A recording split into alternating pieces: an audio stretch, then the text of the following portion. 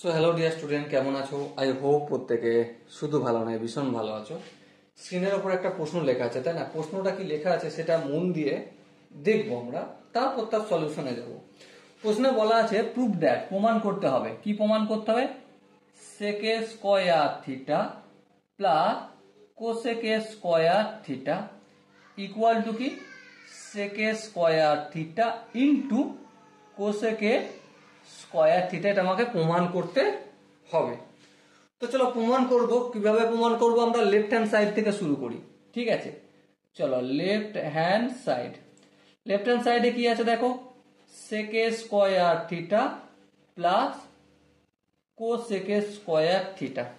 ওকে, আচ্ছা sec theta এর মানে আমি 1 cos থিটা লিখতে পারি। হ্যাঁ, তো চলো লিখে দাও 1 cos স্কয়ার থিটা, কারণ এখানে স্কয়ার রয়েছে, প্লাস কোসেক স্কয়ার থিটা এর মানে কি?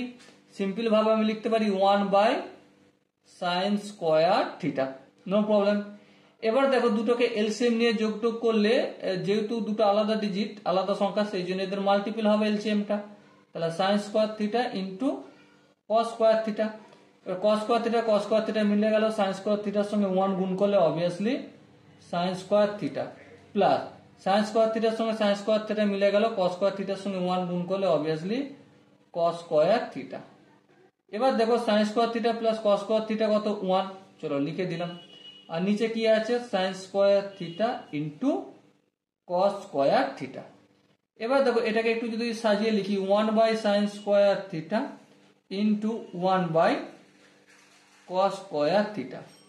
এবারে 1/sin স্কয়ার থিটা, তার মানে এটাকে আমরা কোসেক স্কয়ার থিটা বলতে পারি, ইন্টু 1/cos স্কয়ার থিটা, তার মানে এটাকে আমরা সেকে স্কয়ার থিটা লিখতে পারি।